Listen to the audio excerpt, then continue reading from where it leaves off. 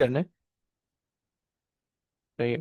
तो अच्छा, हमारी कल तक की कहानी में हमने दो फोर्सेस देख ली थी, तीसरी फोर्स हमने देखनी है restoring force. Okay. So restoring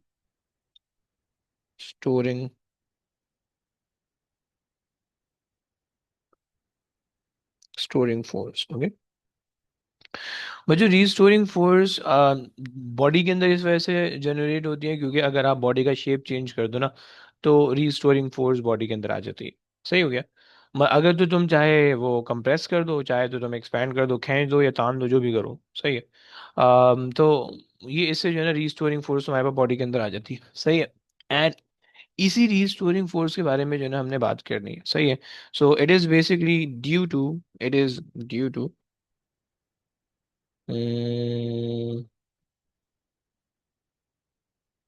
due to the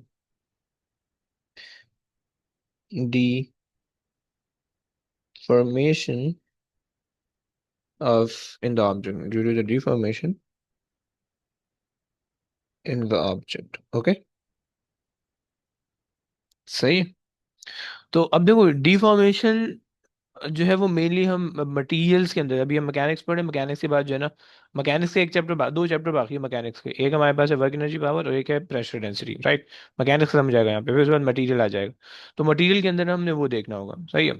I think pressure material के अंदर नहीं, उसके अंदर है। खैर, तो ये हमने वहां पे देखना होगा। सही। तो अभी फिलहाल के इतना याद रखो कि due to the deformation of the object, वो फिर हम वहां पे देखेंगे कि अब मटेरियल किस तरह के होते हैं, उनकी डिफॉर्मेशन की क्या क्या कहानी होती है। ओके। सो ये चीज हो गई। अच्छा, दूसरी चीज कि इनकी जो डायरेक्शन होती है ना, ये हम कहते हैं कि भाई they are always always directed away from the point of application.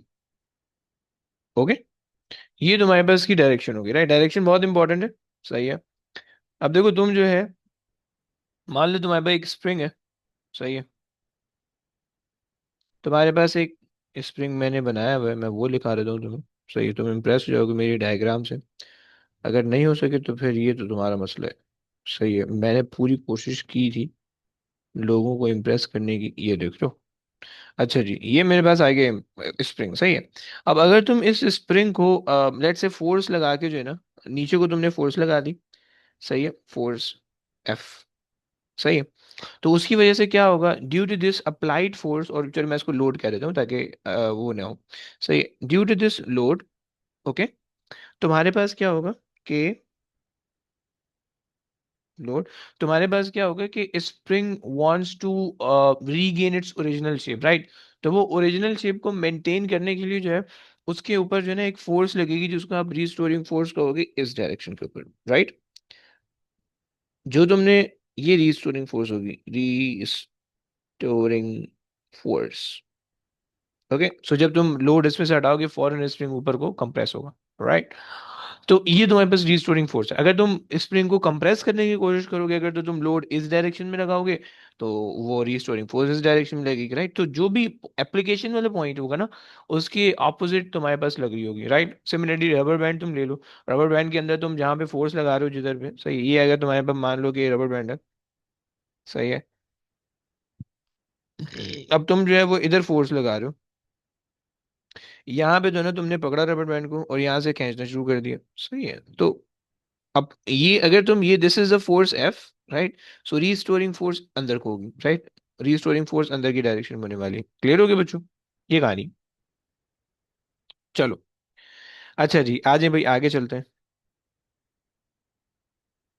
ये मैंने तुम्हें दो चीजें बता दी। सही है? इसकी इसका पूरा रीस्टोरिंग फोर्स का पूरा कॉन्सेप्ट, बाकी इसकी जो जो चीजें आने वाली हैं वो हमारे पास आने वाली हैं दूसरे वाले चैप्टर के अंदर। सही हो गया। सो ये हमने कर लिया है, और हमारे पास जो है, अबे यार ये ब्लैक से होना चाहिए ना यार। ब्लैक एंड एक सेकंड दो जरा, ये होना चाहिए पर्पल। यार शिट। ओके। आओ। अब हमारे पास जो एक फोर्स और रिमेनिंग है, दैट इज बॉयन फोर्स। सही, इसकी भी बातें थोड़ी सी बता देता हूँ। लेकिन इसकी जरूरत नहीं पड़ेगी, रीस्टोरिंग फोर्स हमारे पास आएगी। बॉय चलो बता देते हैं, यहीं पे बात चल रही है तो यहीं पे किस्सा तमाम कर देते हैं। सही है, बॉयंट फोर्स तुम्हारे पास आ रही है।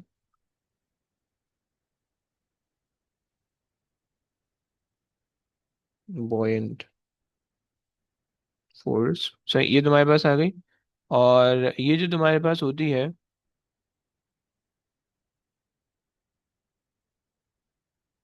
इसमें ए आना चाहिए, ई नहीं आता। बॉयंट फोर्स यार कैसा बन रहा है। ओके। अच्छा, बॉयंट फोर्स तुम्हारे पास क्यों होती है? Due to the difference in the in the in the pressure of the fluid. Okay, set हो गया। अभी कोई एक्सप्लेनेशन की तुम्हें जरूरत नहीं है, मत पूछना कि क्या होती है, कहाँ से आती है, कैसे आती है, बस अब अभी जो बता रहा हूँ मान लो। ओके। और तुम्हारे पास जो है direction always vertically upward. Okay, always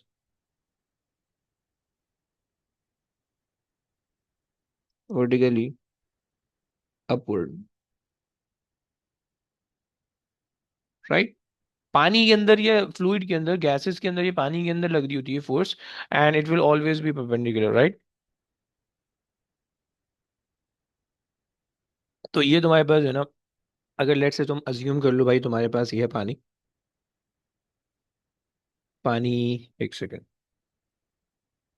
हमें क्या चाहिए? पानी चाहिए, पानी आ गया। ये आ गया हमारा पानी। सही है। और ये हमारा आ गया पानी। सही हो गया। इससे अच्छा पानी नहीं बना सकते भाई। इसी से काम चलाओ। अच्छा, पानी आ गया, पानी के अंदर तुमने ना लेट से रख दिया एक ऑब्जेक्ट, एक एक ना तुमने, एक ने तुमने लगा दिया बुलबुला, या पानी के अंदर तुमने कोई एक ऑब्जेक्ट डाल दिया। राइट। अच्छा, अब ये इस ऑब्जेक्ट पे जो है ना, इस ऑब्जेक्ट पे टॉप पे प्रेशर अलग होगा, बॉटम पे अलग होगा, क्योंकि तुम्हें पता है कि भाई प्रेशर डेप्थ की वजह से लगता है, तो डेप्थ जो है वो बॉटम पे ज्यादा है, टॉप पे कम है। तो इस वजह से जो है ना, due to the difference in pressure, the upthrust will going to be upward. इधर को होगी, ये जा रही होगी अप थ्रस्ट। ओके, सही है, दिस इज अप थ्रस्ट और बॉयंट फोर्स। ओके, सही हो गया। जो कि आपके जो है ना ऑब्जेक्ट को बाहर निकाल देगी। सही हो गया बच्चों, इज दैट क्लियर? समझ में आता है? आना बोलो प्लीज। ओके, सही है, यहां तक हमारे पास ये फोर्स हो गई। एक आखिरी चीज हमारे पास है। सही है, वो हमारे पास है भाई ग्रेविटेशनल फोर्स। ये हमारी सारी कॉन्टेक्चुअल फोर्सेस सारी हो गई। अब हमारे पास नॉन कॉन्टेक्चुअल फोर्स है, इसके अंदर हमारे पास जो है ना वो ग्रेविटेशनल फोर्स है। उस ग्रेविटेशनल फोर्स को देखते हैं और फिर उसके बाद जो है हमारी कहानी मुकम्मल हो जाएगी। सही है, जरा उसके लिए हम पार्टीशन कर लेते हैं। ये हमारा आ गया पार्टीशन। ओके, सही है। एंड ये आ गया पार्टीशन। सही है।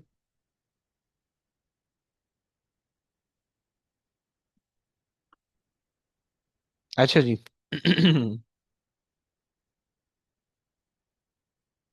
अब यहाँ पे हमने इसके अंदर जो है ना ग्रेविटेशनल फोर्स एक चीज डिस्कस करनी है, बाकी हमारी और कोई चीज नहीं। सही है। सो यहाँ पे हमने करना है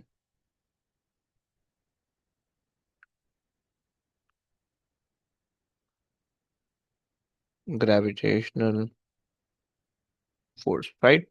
क्यों होती है भाई ग्रेविटेशनल फोर्स, क्यों होती है, कोई बता सकते हैं? ड्यू टू, एनीबडी, कोई बता सकता है भाई ग्रेविटेशनल फोर्स क्यों होती है, क्या वजह? Due to the mass causing the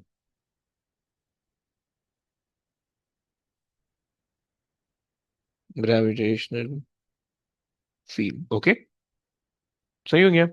सो भाई मास जो है उसकी वजह से ग्रेविटेशनल फील्ड आ जाती है, जिसकी वजह से ग्रेविटेशनल फोर्स आ जाती है, also known as weight. Okay, also known as weight. Okay, also known as weight. सही। सो ये तुम्हारे पास हो सकती है। डायरेक्शन क्या बोलते हो भाई? डायरेक्शन में बच्चों हम इस तरह से कहते हैं कि भाई ऑलवेज,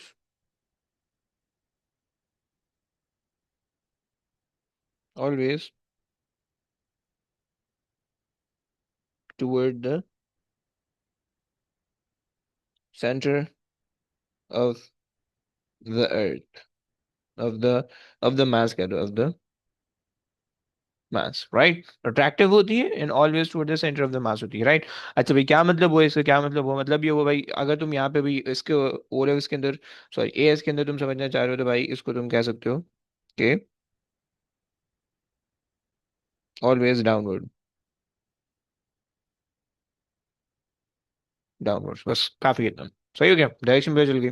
तुम्हें पता है भाई फार्मूला होता है तुम्हारे पास, W is equal to mg, right. And तुम्हें पता है कि भाई ग्रेविटी जो है वो डिफरेंट प्लेनेट की डिफरेंट होती है, तो उसकी वजह से चेंज, वेट चेंज हो सकता है, but mass remains the same, okay. So तुम ये कह सकते हो कि भाई gravity changes, okay,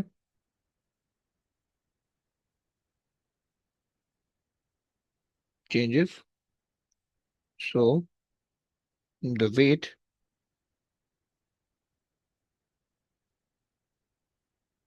changes, but the mass of the object remains the same, okay. ये हमारे पास हो गई बात है, सही। जो बातें थी भाई मैंने आपको बता दी है सब कुछ।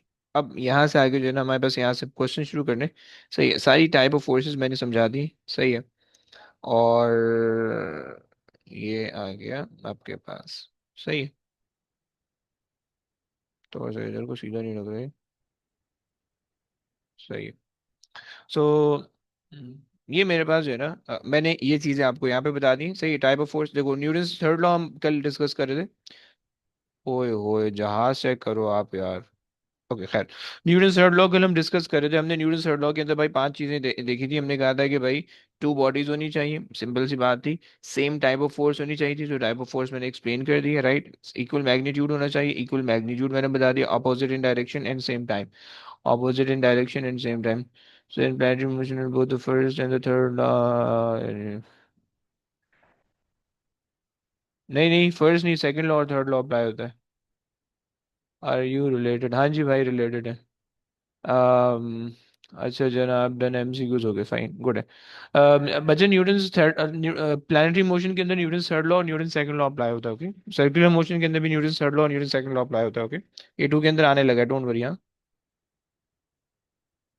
चलो, अच्छा जी, ये हमारी चीज जो है, यहाँ पे हमारा अल्लाह के फजल करम से ये चैप्टर हो गया मुकम्मल, सही है। और अच्छा जी, इस चैप्टर के अंदर हमने बाय द वे ये सब चीजें हमने कंप्लीट कर ली हैं, सही है। इस चीज को मैं आपको बता रहा हूँ कि ये जो है फ्री फॉल मोशन जो है ना, ये मैं उसको बता देता हूँ कि भाई मैंने दोबारा से इसको डिस्कस करना है। Should be discussed in pressure, okay. क्योंकि यार वहां पे जो है ना कुछ चीजें जो कि प्रेशर से रिलेटेड है, तो यहाँ पे बताऊंगा तो मजा नहीं आएगा, सही। So whereas in the zero acceleration, Bruce, जो लिनियर एक्सेलरेशन होती है प्लानिटरी मोशन के अंदर, जो लिनियर एक्सेलरेशन होती है वो जीरो होती है, बट प्लानिटरी मोशन के अंदर जो है ना वो होती है, क्या बोलते हैं अपना, क्या कहते हो, प्लानिटरी मोशन के अंदर सेंट्रीपिटल एक्सेलरेशन होती है, right. The force is exerting toward the centre of the circle, right. अगर तो फोर्स ही नहीं होगी, सही है, अगर तो फोर्स है, मतलब आप ये कह रहे हो ना न्यूटन थर्ड लॉ और न्यूटन फर्स्ट लॉ रिलेटेड है, तो न्यूटन थर्ड लॉ तो आ गया, फोर्स आ गई भाई, दोनों प्लेनेट पे, हर प्लेनेट दूसरे प्लेनेट को अट्रैक्ट कर रहे हैं, सही है। कर लिया भाई, ओके। लेकिन जो वो जो फोर्स लगा रहा है एक प्लेनेट दूसरे प्लेनेट को, तो क्या वो बैलेंस भी हो पा रही है, नहीं हो पा रही। तो अगर एक प्लेनेट को कंसिडर करो, तो उस प्लेनेट पे दूसरा प्लेनेट एक फोर्स लगा रहा है, राइट। बट उसी प्लेनेट पे, मतलब अगर आप ये देखो यहाँ पे आ जाओ जरा, बता देता हूँ, सही। अगर आप ये वाला प्लेनेट ले लो अर्थ, सो अर्थ पे मून तो अर्थ को अट्रैक्ट कर रहा है, राइट, एक फोर्स हो गई, लेकिन एक और फोर्स भी तो होनी चाहिए ना अर्थ पे ही किसी और ऑब्जेक्ट की तरफ से, ताकि वो बैलेंस हो सके, राइट, तब जाके वो न्यूटन फर्स्ट लॉ होगा। लेकिन वो बैलेंस तो नहीं हो रही है। तो इसका मतलब है this unbalance force causes to be in the to be under the Newton second law, right, क्योंकि अनबैलेंस फोर्स है, समझ रहे हो? ये चक्कर है। सही, वो आएगा ना, A2 के अंदर आने लगा ना, डोंट वरी। कुछ थोड़ा सा टाइम ले लो ना, कुछ थोड़ा सा टाइम दे दो, आ जाएगा। अच्छा जी, आओ क्वेश्चन कर दें। सही, कुछ थोड़े से क्वेश्चन अभी करेंगे, थोड़े से बाद में करेंगे।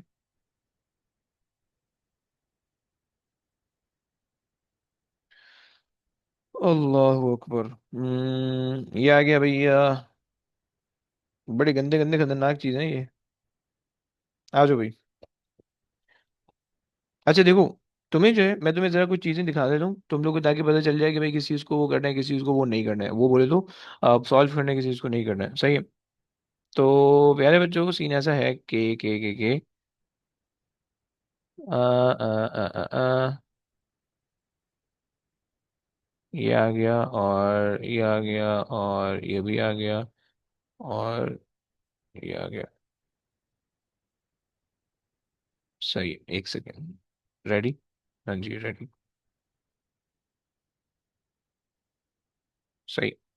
देखो, अब इसके अंदर जैसे ये वाला क्वेश्चन है, सही है, ये फोर्सेस से रिलेटेड है समवॉट, और कुछ ना कुछ वेक्टर्स आ रहे हैं, सही है, ग्रेविटेशनल फील्ड स्ट्रेंथ आ रही है, एवरेज फोर्सेस वगैरह चीजें आ रही हैं, सही है। ये तुम अटेम्प्ट कर सकते हो, सही है। अब ये इंक्लाइन प्लेन है, हमने अटेम्प्ट किया था, अगर तो इसके अंदर एनर्जी का कोई कॉन्सेप्ट नहीं है तो तुम इसको अटेम्प्ट कर सकते हो, सही है। सिमिलरली, सही है, इसी तरीके से ये तुम्हारे पास है। अब ये मुझे जो है ना, ये मुझे वो लग रहा है, क्या बोलते हैं, ग्रेविटेशन बोलो, वर्क एनर्जीज लग रहा है, सही है, तो इसको तुम छोड़ देना। सही है, क्वेश्चन को पहले एक दफा गो थ्रू कर लेना कि भाई ये किस चीज़ का है, ये वर्क एनर्जी लग रहा है, वॉट आ रहे थे वो, तो तुम इसको इग्नोर कर देना, सही है। सिमिलरली, फिर उसके बाद जो है, ये मेरे पास आ रहा है, सही है, ये मुझे जो है ना सम वॉट थोड़ा सा प्रोजेक्टाइल मोशन लग रहा है, थोड़ा सा जो है ना, ये मुझे इस तरह से rate of change of momentum देखो आ रहा है, सही है। सो ये फोर्सेस के चैप्टर में से आ रहा है, सही है, तो ये तुम कर सकते हो। पुली हमने देखो, पुली हमने कनेक्टेड पार्टिकल की थी, सही है, ये तुम कर सकते हो, सही है। और इसी तरह से, तो इस तरह से ना तुमने एक दफा ये वेक्टर्स आ गए, वेक्टर देख लो, बच्चा देख लो, जिंदगी अपनी जो है ना जान जोखिम में डाल के वेक्टर आ गया, वेक्टर तुम कर सकते हो, राइट। सो ये लिफ्ट आ रही है, सही, ये सब चीजें तुम कर सकते हो, जो जो कर सकते हो, एक दफा गो थ्रू कर लेना क्वेश्चन को, अभी रीड कर लेना कि तुम्हारे पास क्या क्या हो सकता है, और मैं अगर देख लूँ कि भाई टोटल कितने क्वेश्चन है, तो 32 क्वेश्चन है भाई। 32 क्वेश्चन में से तकरीबन ज्यादातर जो है ना वो वर्क एनर्जी के हैं, कुछ क्वेश्चन जो है ना वो उसके हैं, फोर्सेस के हैं। आओ शुरू करते हैं। एक सेकंड, कोई आसान सा क्वेश्चन अगर हम देखें। चलो इंक्लाइन प्लेन से शुरू कर लेते हैं, देख लेते हैं कि भाई हमारे पास इंक्लाइन प्लेन से हो पाता है नहीं हो पाता। कौन कराने में इंटरेस्टेड है? कुछ बच्चे जो है ना क्लास में पार्टिसिपेट नहीं कर रहे हैं आजकल, तो मैं उनसे करवाने वाला हूँ। तो खदीजा से रीड कर लूँगी क्वेश्चन।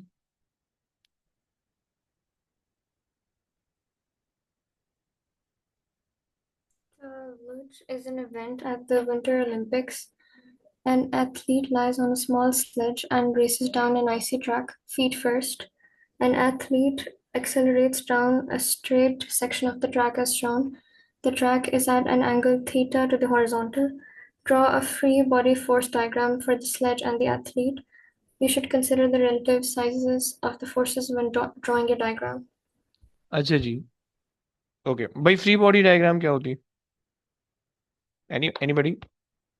देखो, फ्री बॉडी डायग्राम जो है ना, हम बेसिकली उस डायग्राम को कहते हैं कि जिसके अंदर हम तमाम फोर्सेस को बता दें, सही है, मतलब ये फोर्स इस बॉडी पे इस डायरेक्शन में लग रही है, ये फोर्स जो है इस डायरेक्शन में लग रही है, सही है। And we consider the body as a point, जैसे हम वेक्टर के अंदर कर रहे होते थे ना, कभी वेक्टर के अंदर तुम फ्री बॉडी डायग्राम बना के जो है ना फिर उसको रिजॉल्व करते थे, राइट, बिल्कुल सिंपल सा कॉन्सेप्ट है वो वाला। तो अब तुम्हारे पास जो है, अब इन्होंने देखो ये फ्री बॉडी डायग्राम बनाई हुई है, सही है, मतलब इन्होंने जो है ना ये इंक्लाइन प्लेन आपको दिया हुआ है, सही है। अब यहाँ पे अगर आप देखो, तो देखो इन्होंने आपको आईसी आईसी ट्रैक दिया हुआ है, इसका मतलब है कि आपके पास जो है वो फ्रिक्शनल फोर्स तो नहीं होने वाली है, राइट। तो सिर्फ और सिर्फ कोई एक फोर्स होगी, और वो फोर्स आपके पास वेट होने वाली है, राइट। सो अभी हमने यहाँ पे सिर्फ वेट, हमारे पास एक फोर्स आ रही होगी जो कि हमने यहाँ पे डाउनवर्ड लगा दी है, right. This is the weight, okay, सही हो गया। अच्छा, अब उसके बाद जो है बच्चे वैसे तुम लोग को याद होना चाहिए कि जब हमने यहाँ पे इसके कंपोनेंट बनाए थे, याद है तुम लोगों को कि हमने फोर्सेस के कंपोनेंट बनाए थे। तो जब इंक्लाइन प्लेन था तो इंक्लाइन प्लेन पे हमने एक परपेंडिकुलर कंपोनेंट बनाया था, सही है। और एक हमने जो है ना वो पैरेलल कंपोनेंट बनाया था, राइट। सही, अगर तुम्हें याद हो तो ये दो कंपोनेंट हमने बनाए थे, ओके। एंड ये एंगल थीटा हमने कहा था, सही है। और जो भी इसका वेट होगा वो फिर हम बाद में देख लेंगे, सही है। और उसने कहा है कि भाई an athlete accelerates downward, accelerates downward का मतलब है भाई कौन सा, न्यूटन का लॉ, न्यूटन सेकंड लॉ लग गया, ओके। और क्या तुम कह सकते हो, ओके नहीं कुछ नहीं है। अच्छा इन्होंने, you should consider the relative size of the force when drawing the, है रिलेटिव साइज 4 नंबर दे रहा है। सो एक सेकेंड, और इसमें हम क्या क्या चीजें बना सकते हैं। You should draw the free body diagram. You should consider for the, friction. okay। नहीं ना, वो ऐसे ही ट्राई है ना, तो फ्रिक्शन तो नहीं होनी चाहिए वैसे, इसका मतलब है कोई और पार्ट होने वाला है क्वेश्चन का। वैसे जो है नहीं, लेकिन चलो खैर, आ गया हो, आ गया हो, आ गया हो। कोई और नहीं, पार्ट भी है, पार्ट भी आओ जरा, इस पार्ट भी रीड कर लो please. The mass of the athlete is one of the factors that affects her time to complete the race. Explain why the mass of the athlete has little effect on the initial acceleration. Hmm, okay. अच्छा याद करो कि अगर तो आपके पास जो है ना सिर्फ फ्री फॉल मोशन है कि जिसके अंदर सिर्फ ग्रेविटी एक्ट कर रही है, राइट। तो हम तुम्हें याद है कि हम लोग ने देखा था कि भाई जो फ्री फॉल मोशन होता है जिसके अंदर ग्रेविटी सिर्फ एक्ट करती है, उसके अंदर जो है वो मास से कोई काम नहीं होता, याद है ना। हमने कहा था कि भाई अगर if you just drop an elephant and drop an ant, तो वो दोनों एक ही स्पीड से नीचे आएंगे। एक हैमर को ड्रॉप करो, एक पेपर को ड्रॉप करो, तो वो दोनों एक ही स्पीड से नीचे आएंगे। एफ अगर हमारे पास फ्री फॉल मोशन है, लाइक राइट, मतलब जो है ना both under the gravity move कर रहे हैं, राइट। सो चूंकि हमारे पास जो है ना सिर्फ यही एक फोर्स है, तो दैट्स व्हाई, ओके। तो ये चक्कर है, सही हो गया। बच्चों क्या ये बात तुम लोगों को क्लियर हो रही है? अच्छा जी, आ जाओ। सो हमने, अच्छा यहाँ पे जो है ना वेट हमने ये बना दी। वैसे एक चीज हम और इसके अंदर कर सकते हैं कि भाई कांटेक्ट फोर्स है, कांटेक्ट के अंदर है ना, तो कांटेक्ट फोर्स हम यहाँ बना सकते हैं, सही है। सो और हमारे पास जो है और कौन सी फोर्स हो सकती है, फ्रिक्शन। चलो अगर तुम फ्रिक्शन कह रहे हो, सो हम फ्रिक्शन दे सकते हैं। हम फ्रिक्शन पीछे को ले सकते हैं,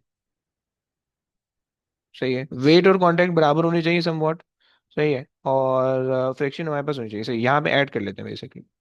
अगर मेरे पास लेट से ये प्लेन है, सही, ये प्लेन है, मैं आसानी के लिए प्लेन बना लेता हूँ, सही। वेट इस तरह से लग रहा है, सही। और मेरे पास जो है ना कॉन्टैक्ट फोर्स मैंने लगा दी। अच्छा इन्होंने कहा है कि, अच्छा बेसिकली, अच्छा यार ये जो है ना, एक सेकंड मैं दोबारा से ये चीज़ बता रहा हूँ। मैंने वो चीज़ छोड़ दी थी। इन्होंने कहा ना कि free body diagram for the sledge and the athlete you should consider the relative size of the forces, right. तो और 4 नंबर दे रहा है, सही। सो रिलेटिव साइज का मतलब ये है कि वेट कैसा की क्या वैल्यू होगी, राइट। एंड जो तुम्हारे पास वो है नॉर्मल रिएक्शन फोर्स है, उसकी क्या वैल्यू होगी। एंड जो तुम्हारे पास फ्रिक्शन है उसकी क्या, मतलब वैल्यू एज इनके मैग्नीट्यूड ऑफ द वेक्टर क्या होगा, सही। तुमने ये बताना है, सही है। तो चूंकि चूंकि ही इज एक्सेलरेटिंग डाउनवर्ड, सो उसका वेट दोनों फोर्सेस से बड़ा होना चाहिए। एंड चूंकि ही इज एक्सेलरेटिंग तो फ्रिक्शन कम होनी चाहिए, right. A normal reaction should be greater than the friction because it has to balance the weight, right, ताकि वो प्लेन पे जो है ना वो स्टिल रहे, राइट, वो प्लेन को तोड़ ना दे, राइट। बच्चों क्लियर हो रहा है, खदीजा क्लियर हो रही है? G. सही है, ये हमने लगा दिया वेट, सही। थोड़ा सा बड़ा बना देते हैं, ये हमारे पास आ गया वेट, ओके। एंड हमने कहा कि भाई रिएक्शन फोर्स इधर को लग गई, सही है। नहीं थोड़ी छोटी बनाएंगे। सो रिएक्शन फोर्स जो है वो हमने यहाँ पे लगा दी, okay. And since the motion is downward, right, ये मोशन है, सो फ्रिक्शन फोर्स जो है वो यूं लग गई, सही। This is F and this is R, right. ये हमने डायग्राम बना दी, सही है ना बच्चों, क्लियर हो गया ना? आ जाओ, सही। अच्छा अब उसके बाद हमने ये कह दिया कि भाई हमारे पास अच्छा जी, तो इसको देख लेते हैं। The mass of the athlete is one of the factor that affects her time to complete the race, okay. Explain why the mass of the has little effect on the initial acceleration. अच्छा जनाब,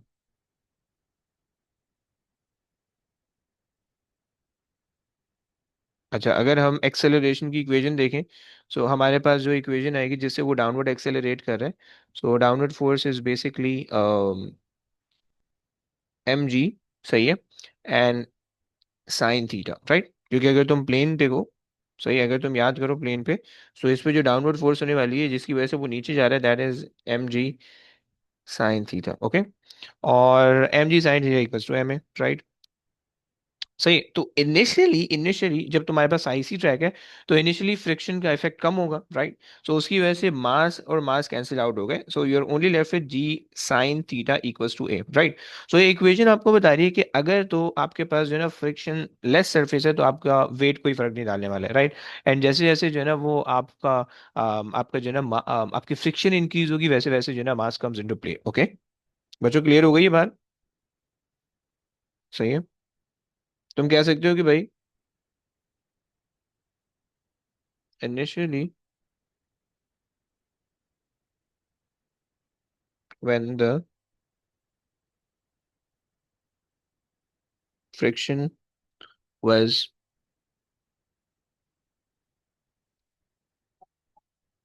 negligible, okay. एक बात होगी, initially when the friction was negligible, तो क्या होगा उसकी वजह से?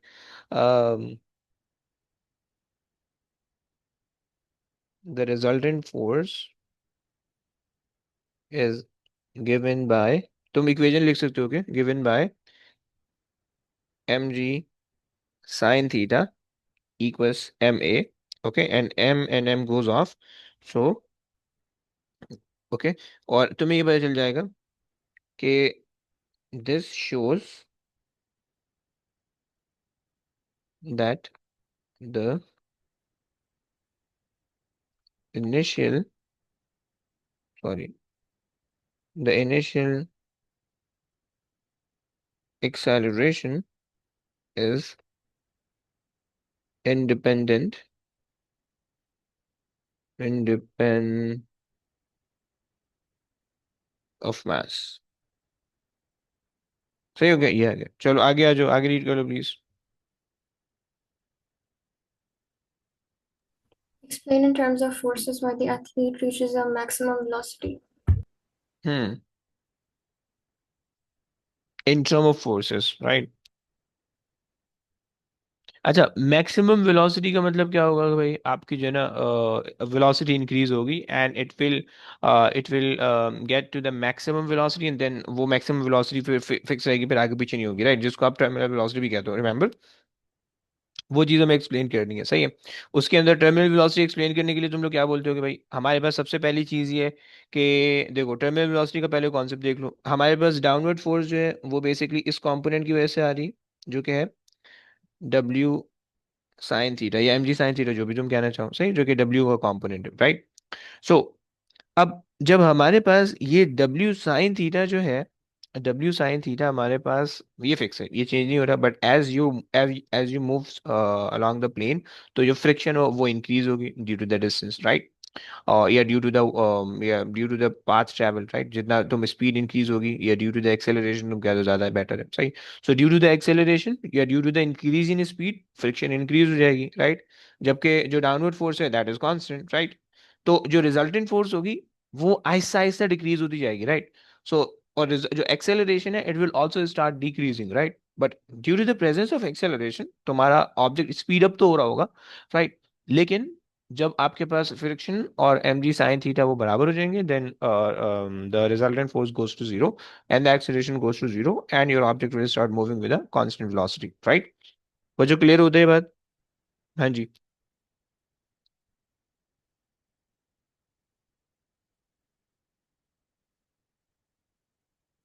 The downward force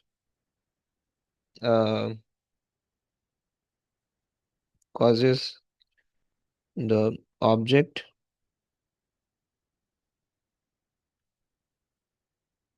to speed up, okay, um, which increase the resistive friction, sorry, which increase the friction, okay, which increase the friction So the resultant force decreases to zero. Okay. Um, and the acceleration decreases to zero as well. Okay. So the object will have uh, constant maximum velocity. Okay, जिसको आप terminal velocity कह रहे हो, right? कहिए, clear हो गया? G. चलें जी, आगे आ जाइए please. It is stated that the maximum speed is greater for the athletes of greater mass. Suggest why this is only correct up to a certain mass. Hmm. Okay, अगर दोबारा से stick with the equation. Okay, so हमने कहा कि भाई जो greater speed है, सही है, ये इसको हम terminal terminal velocity speed terminal velocity कह रहे हैं, राइट? और ये बेसिकली सिस्टम के अंदर कहाँ से आ रही है? जब आपके पास जो है ना रेजिस्टिव फोर्सेस और फॉरवर्ड फोर्सेस बराबर हो जानी है, right? M ji sine theta is a resist forward force minus friction is a backward force, right, is equals to M A, right? ये हमने कहा, ये हमने बात कही, सही। एंड हमने कहा कि भाई when as as the motion progresses, so ये जो फ्रिक्शन होगी, सही, ये फ्रिक्शन इंक्रीज होगी due to the increase in the velocity, क्योंकि ऑब्जेक्ट के अंदर एक्सेलरेशन प्रेजेंट है, राइट? तो and it will increase, the resistive force increases, और जब तक जो है ना वो एम जी साइन थीटा के बराबर नहीं हो जाएगी तब तक इंक्रीज होती रहेगी, सही है? अच्छा, अब अगर आप मास बढ़ा दोगे, right, so if you increase the mass, so this force, if you increase the mass, so this force gets bigger, right? So अब जब ये फोर्स एक ज्यादा वैल्यू की होगी, right, so F needs to be bigger than the previous case, right? तो उसके अंदर और ज्यादा मैक्सिमम वेलोसिटी पे चले जाएगा object, right? Then if you increase the mass a bit higher, तो उसकी वजह से जो है ना फॉरवर्ड फोर्स और ज्यादा हो जाएगी, उसकी वजह से एक्सीलरेशन और ज्यादा होगी, रेजिस्टिव फोर्स को और ज्यादा होना पड़ेगा in order to equal with M ji sine theta, सही है, ताकि रिजल्टेंट जीरो हो सके, राइट? सो जैसे जैसे आप मास बढ़ाते रहोगे वैसे वैसे रेजिस्टिव फोर्स के साथ क्या वैसे वैसे जो है ना वेलोसिटी, मैक्सिमम वेलोसिटी इंक्रीज होती रहेगी, right? But on the other hand, अगर आप ये सोचो कि मास जब बढ़ाओगे, तो मास बढ़ाने के लिए आपको क्या क्या कर सकते हो? ये तो मास बढ़ाओगे, डेंसिटी बढ़ाओगे, वॉल्यूम कम करोगे, राइट? ये तो वॉल्यूम कम करोगे या वॉल्यूम बढ़ाओगे, राइट? सही है। सो अब अगर जो है, अगर तो आपका अगर आपके बंदे का मास ज्यादा है, राइट, सो ऑब्वियस सी बात है उसका वॉल्यूम भी ज्यादा होगा, राइट? Make sense? मोटा बंदा होगा, वॉल्यूम ज्यादा होगा, सही है। सो अगर तो उसका वॉल्यूम ज्यादा होगा, तो आपको पता है कि resistive force will be greater with a greater volume, right? तो उसकी वजह से आपके पास जो है एक सर्टेन मास के बाद अगर ज्यादा मास करोगे तो वॉल्यूम भी बढ़ना शुरू हो जाएगा, जब वॉल्यूम बढ़ेगा तो उसकी वजह से रेजिस्टिव फोर्स पहले से बढ़नी शुरू हो जाएंगी, राइट? सो फिर मैक्सिमम वेलोसिटी या मिनिमम वेलोसिटी आने लगेंगी, राइट? क्लियर हो रही है बात? यस, जरा हाँ ना बोलो प्लीज। ये अजीब अजीब सी बातें हो रही हैं, क्लियर हो रही हैं, सिर्फ मैं ही समझ पा रहा हूँ? हाँ जी, जरा सारे बताओ प्लीज। किसी को कुछ पता नहीं चल रहा। मुझे लग रहा है सिर्फ मैं ही समझ रहा हूँ। ओके ब्रो, समझा रहा हूँ। अच्छा जी, पहले लिख लेते हैं। सही है। हमने कहा कि भाई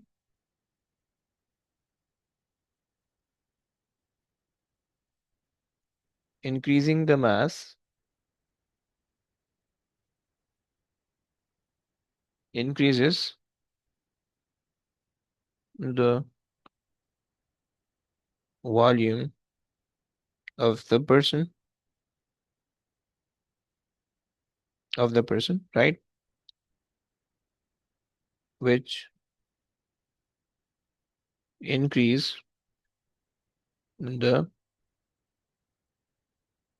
resistive forces resistive force. Okay, so the resultant force would not be that much um, to generate or to produce the maximum velocity. सही है। ये तुम्हारे पास एक कॉन्सेप्ट हो गया, सही हो गया। अच्छा, क्वेश्चन खत्म हुआ। अबे यार चल रहा है। चलो देखते हैं। मैं आपको बता देता हूँ ग्रेडियंट। ओके देखो, सीन ये है, यहाँ पे जरा आ जाओ। हमने ये कहा कि भैया हमारे पास जो है ये ऑब्जेक्ट है, सही है। और इस ऑब्जेक्ट के एक स्पेसिफिक मास है m, सही है। और उसकी कॉरेस्पॉन्डिंग जो है इसकी डाउनवर्ड फोर्स आ रही है, let's say 10 Newton, let's say 10 Newton आ रही है, राइट। सही हो गया। एंड फ्रिक्शन भी कोई ना कोई इस पे लग रही है, राइट। फ्रिक्शन भी कोई ना कोई इस पे लग रही है, एफ, राइट। एंड आपको पता है कि भाई आपके पास जो फॉर्मूला बनेगा वो 10 which is a forward force minus friction equals M A, right. M A, right. और अगर आप एक्सेलरेशन निकालोगे तो अच्छा, ये मेरे पास हमारे पास आ गई, सही है। अच्छा, अब अगर मैं मास इंक्रीज कर दूं, सही है, अगर मैं मास इंक्रीज, अगर मैं दूसरा केस ले लूं और उसके अंदर ना मैं मास इंक्रीज कर दूं, ये मेरे पास आ गया, सही है। अच्छा जी, यहाँ पे मैंने मास इंक्रीज कर दिया, कैपिटल एम कर दिया, सही है। अब जो फॉरवर्ड फोर्स है वो भी इंक्रीज हो जाएगी, राइट। ये हमारे पास लेट से जो है ना 20 न्यूटन आ गई, सही है। और ये हमारे पास फ्रिक्शन है। अब देखो, जब हमने मास इंक्रीज किया तो ऑब्वियसली बात है वॉल्यूम भी तो इंक्रीज हुआ होगा, सही है। सो जब वॉल्यूम इंक्रीज हुआ होगा तो ये वॉल्यूम क्यों नहीं इंक्रीज हो सकता है, हो सकता है। तो लेट्स से कि मैंने वॉल्यूम इसका इंक्रीज कर दिया, सही है। अब जब मैंने मास इंक्रीज किया है तो मेरा वॉल्यूम इंक्रीज हो गया, राइट। और तुम्हें पता है कि जब वॉल्यूम इंक्रीज हो जाता है तो फ्रिक्शन ज्यादा लगने लगती है, राइट। तो जब फ्रिक्शन ज्यादा लगेगी, सो बेसिकली फिर आपके पास एक्सेलरेशन कम होगी, राइट, क्योंकि 20 Newton minus the greater value gives you the smaller acceleration, right. And 10 Newton minus the smaller force minus the smaller friction force gives the largest acceleration, right. So second case के अंदर second case के अंदर smaller acceleration है। So, जब smaller acceleration है तो उसकी वजह से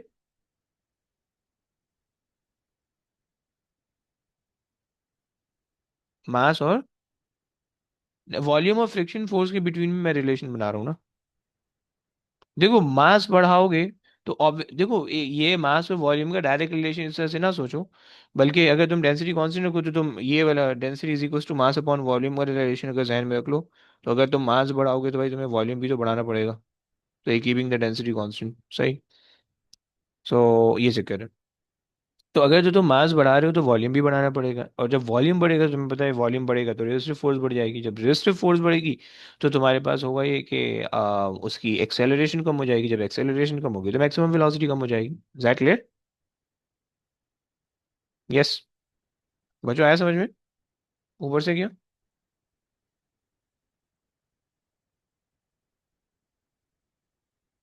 चलो आगे चलते हैं।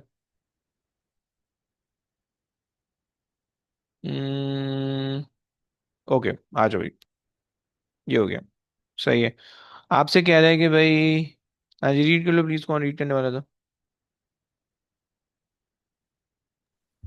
After the finish line, there is a straight uphill section of the track for the sledge to decelerate in. The maximum permitted gradient of this section is 20%. Show that a track with gradient of 20% is at an angle to the horizontal of about 11 degrees. Okay, show that the track with a gradient of 20% is at the angle of 11 degrees. Okay, so ये वाला angle basically आपने निकालना है, सही है। और इसको जो है वो आपने 11 डिग्रीज बोला हुआ है, सही। अच्छा जी। हम्म, हम्म, अच्छा, हमारे पास जो प्रीवियस वाला था, अगर आप वहां से उसको रिलेट करो, सो वहां से जो है ना वो यूं नीचे आ रहा था, सही, यानी जो है यहाँ से जो ऑब्जेक्ट नीचे आया होगा वो यूं नीचे आया होगा, सही, इस तरह से। सही। सो अब इसके रिस्पेक्ट से इसका जो ग्रेडियंट है दैट शुड बी, मतलब 20% होना चाहिए इसके मैक्सिमम ग्रेडियंट यहाँ पे, सही। सो अगर हम मैक्सिमम ग्रेडियंट को, अगर 20% है तो मैं 20/100 लिख सकता हूँ, राइट। 20/100, राइट। और आपको पता है कि भाई ग्रेडियंट क्या मतलब होता है, ग्रेडियंट का मतलब होता है rise over run, right.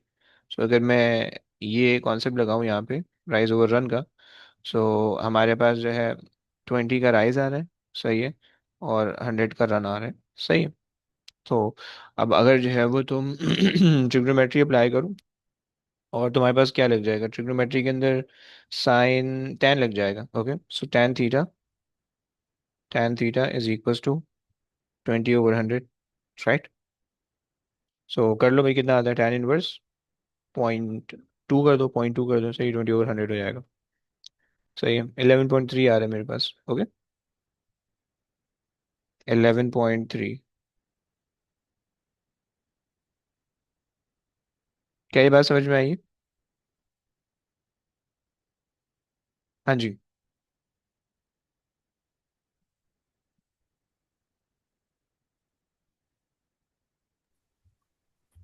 An athlete reaches the finish line at a velocity of 33 meter per second. Then she then applies a minimum braking force of 240 Newton as she moves along the uphill section of the track to help her come to a stop. Calculate the minimum uphill length of the track L that should be available for braking. You should ignore all frictional forces other than those applied by the athlete. Mass of sledge and athlete equals 95 kg. Okay, सही हो गया। तो अब अगर हम देखें, सो हमारे पास जो है ये अपहिल आ रहा है, सही है। अभी टेंशन नहीं लो यार, हो जाएगा, अभी तो पहला पहला पेपर, अभी तो हम टॉपिकल कर रहे हैं यार, डोंट वरी। सही है। अच्छा, अब हमारे पास जो है मिनिमम ब्रेकिंग फोर्स, हमारे पास जो ब्रेकिंग फोर्स लग रही है दैट इज बिहाइंड, पीछे लग रही होगी, सही है। ऑब्जेक्ट ऊपर को जा रहा है by the way, right, 240 object यहाँ जा रहा है, सही है। सही हो गया। और तुम्हारे पास जो है ना एक और फोर्स लग रही होगी, वेट का डाउनवर्ड कंपोनेंट, राइट, वो भी यहाँ पे लग रहा होगा, mg sin theta, right, और थीटा तुम्हें पता है 11.3 डिग्री है, right, and these are the two forces, right, and you should equate it with ma, right, equals to ma, right, क्योंकि deceleration तुम्हारे पास है, right, और तुमने निकालना क्या है, calculate the minimum uphill length of the track l that should be available, okay fine। so अब हमने क्या किया, हमने resultant force किया, f resultant equals ma, right. So resultant force हमारे पास आ गई 240, और प्लस, अच्छा देखो दोनों force opposite to the direction लग रही है, राइट, तो डिसैलिरेशन हमारे पास आएगी इससे, राइट। सो इस वजह से जो है ना, यार प्लीज सेलेक्ट हो जाना, प्लस मैंने जो है ना इसको कर दिया 95 into 9.81 sine 11, right, equals to, mass तुम्हारे पास है 95, मैं मास से डिवाइड कर देता हूँ, सही है, 95, राइट। तो ये मेरे पास आ जाएगी डिसैलिरेशन, निकाल दो कितनी आती है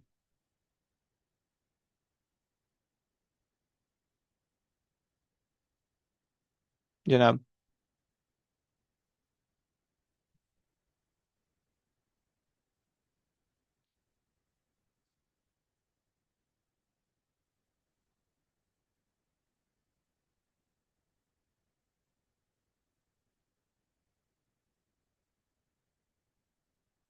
मेरे पास आ रही है डिसैलिरेशन 4.44 की, ओके। अच्छा जी, अब तुमसे कह रहा है कि calculate the minimum of hill length that should available for the braking, okay. So अब तुम क्या चाह रहे हो बेसिकली, तुम्हारी इनिशियल वेलोसिटी है 33, ओके। तुम्हारे पास डिसेलेरेशन है -4.4, ओके। तुम्हें फाइनल वेलोसिटी चाहिए 0, और उसके कॉरस्पॉन्डिंग तुम्हें जो है ना डिस्प्लेसमेंट चाहिए, ओके। तुम लगा दो 2as equals v² - u², okay. सो 2 इंटू -4.44, सही है, s is something that you are interested in, l जो है, सही है, v² 0 है, -u² तुम्हारे पास है 33 का square, right. So l is going to be negative negative cancel out हो जाएंगे, 33 square divided by 2 into 4.44, okay. So 33 square divided by 2 into 4.44, so मेरे पास आ रहा है 122। 122। ओके, सो ये मेरे पास 122 मीटर्स आ रहा है, राइट? क्लियर हो गया भाई? सही है। चलो बस, अभी कल और भी क्वेश्चन करने हैं, सही है? ये ऐसा ऐसा समझ में आएगा बच्चों, सही है? ऐसा ऐसा तुम्हें इससे नो हाउ होगी कि भाई किस तरह से इसके क्वेश्चन अटेम्प्ट करने हैं, किस तरह से, सही? क्योंकि देखो तुम्हारा ये वाला जो पेपर होता है, ये जो तुम ए लेवल्स के अंदर ये जो करो, ये तुम्हारे पास प्रैक्टिकल बेस होता है, राइट? तो इस तब जाके तुम्हें समझ में आएगा जब तुम जो है इसे आई एस क्वेश्चन करोगे। सो डोंट वरी, साथ साथ मिलके करेंगे, डोंट वरी, इंशाल्लाह समझ में आएगा। सही, चलो बस अब आज की क्लास एंड करते हैं, सही? कल की क्लास में बीसी के क्वेश्चन मैंने करवाने, सही? इस तरह से मुश्किल मुश्किल क्वेश्चन करेंगे, या थोड़े आसान आसान कर लेंगे फिर मुश्किल कर लेंगे, सही? ताकि कैलकुलेशन भी तुम्हारे पल्ले में बैठ जाए और थ्योरी भी समझ में आ जाए, सही है क्या? चलें बस, अब आज के लिए इतने रखते हैं, कल इंशाल्लाह मुलाकात होगी। ओके बच्चों, ठीक है बच्चों, अल्लाह हाफिज़। अल्लाह हाफिज। अल्लाह हाफिज़।